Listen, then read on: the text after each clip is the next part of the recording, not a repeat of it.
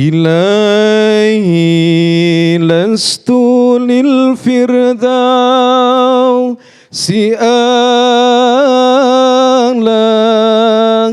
ولا أقوى على النار الجحيم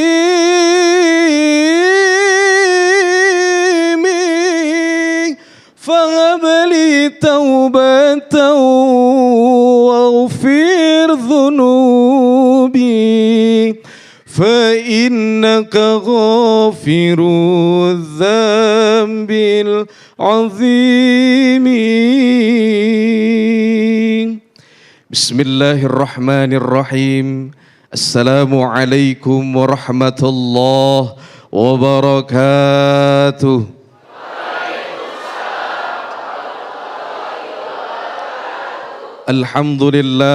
Alhamdulillahilladzi ja'ala syahra ramadhana syahra siyam wassalatu wassalamu ala sayyidina Muhammadin khairil anam wa ala alihi wa ashabihi ila yaumiz ziham, amma ba'd.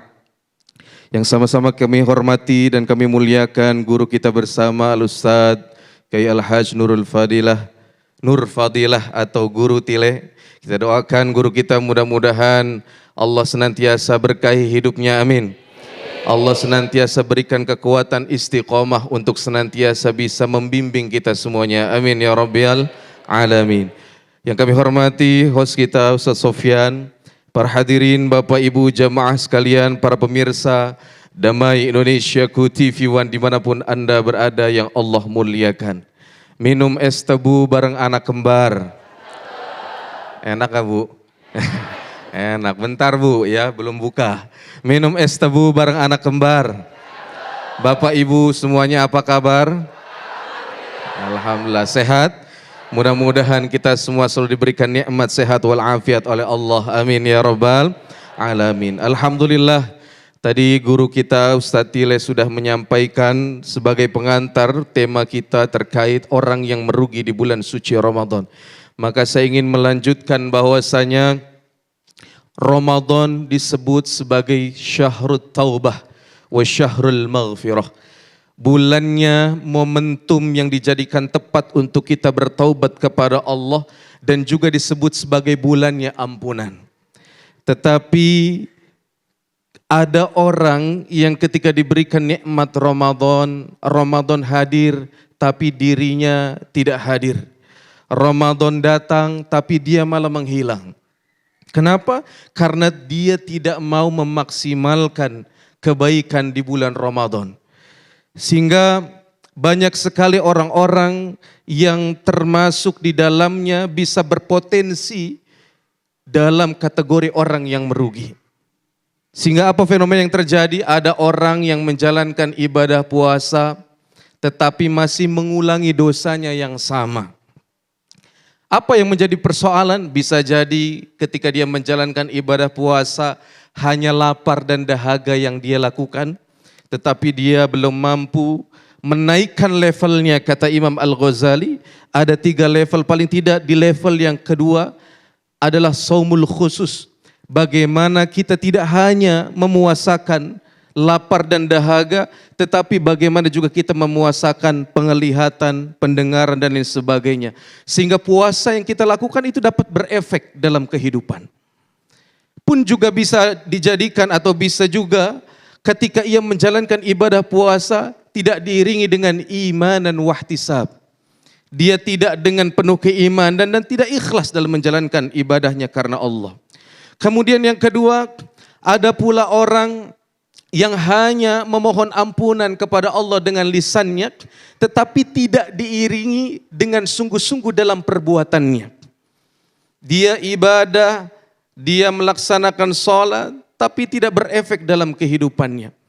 Ingat Allah mengatakan, innallaha la yughayyiru ma biqaumin hatta yughayyiru ma bi anfusihim. Sesungguhnya Allah tidak merubah nasib suatu kaum sampai orang itu yang merubahnya. Kemudian ada pula orang yang ketika datang bulan Ramadan mungkin masih belum bisa move on dengan kebiasaan-kebiasaan buruknya. Kalau istilah anak mudanya sumo, apa itu? Susah move on. ya.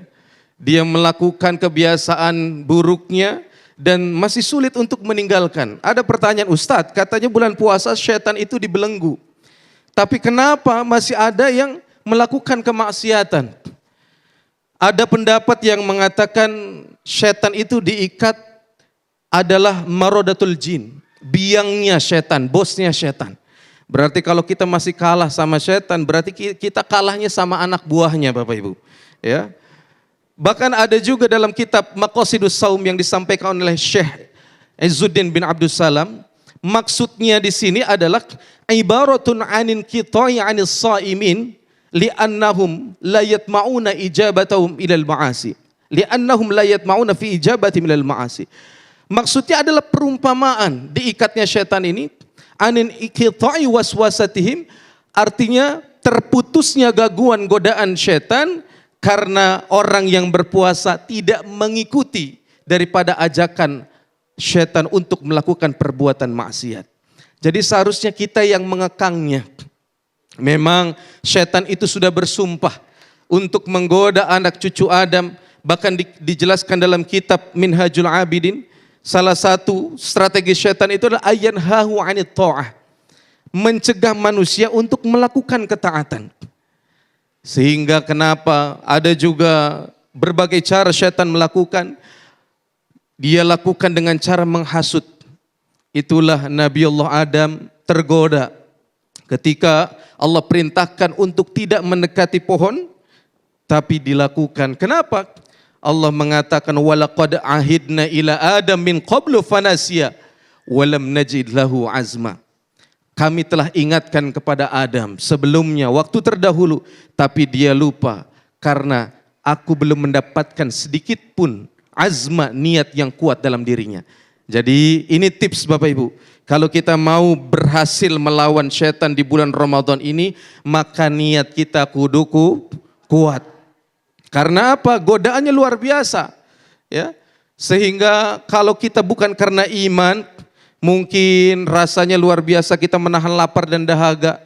Ya, ketika sudah menjelang maghrib badan kita udah mungkin lelah dengan sibuknya aktivitas kita. Waduh, ibarat kata guru Tila ini kondisi udah oleng gitu ya. Ngelihat kecoa dikata korma gitu kan. Benar guru Tila ya? Ya. Tapi karena iman yang kuat insya Allah kita bisa melewati itu semuanya. Nah, maka hadirin dimuliakan oleh Allah, perlu kekuatan dalam diri kita dengan iman wahtisab tadi. Kemudian yang berikutnya adalah syaitan juga menggoda kita dengan cara-cara yang lainnya, memberikan angan-angan kosong. Ya, sehingga semuanya dijadikan terasa indah, semuanya dijadikan terasa nikmat. Maka kita bentengi dengan apa lagi? Allah mengatakan illa ibadika minhumul mukhlasin, kecuali orang-orang di antara kamu yang terpilih yang ikhlas. Keikhlasan tadi, ihtisaban, dapat membentengi kita dari godaan-godaan syaitan. Kemudian yang ketiga, cara kita melewati atau menghadapi syaitan, godaan syaitan di bulan Ramadan ini, bagaimana Allah pun mengatakan tidaklah syaitan itu akan terpengaruh kecuali 'alal ladzina amanu wa 'ala rabbihim yatawakkalun, mereka yang beriman dan bertawakal kepada Allah Subhanahu wa taala. Hadirin Bapak Ibu yang dimuliakan oleh Allah, para pemirsa Damai Indonesiaku dimanapun Anda berada yang Allah muliakan. Kemudian apa lagi? Kemudian mereka yang masih sulit untuk saling maaf dan memaafkan. Memang meminta maaf mungkin masih mudah, tapi memaafkan jauh lebih berat. Tapi Nabi menyampaikan wa ma zadallahu bi'afwin illa izzan.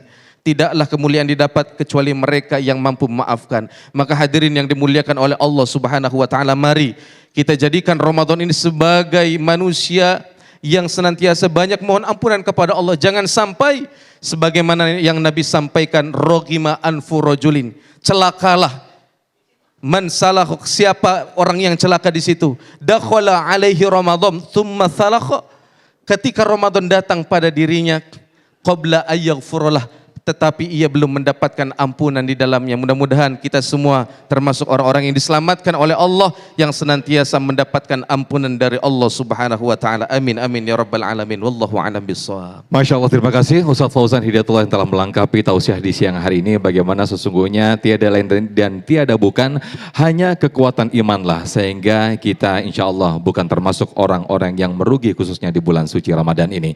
Nah pemirsa, di segmen berikut kita akan hadirkan daiyah cilik kita dalam segmentasi Dai Cilik Damai Indonesia. Sesaat lagi.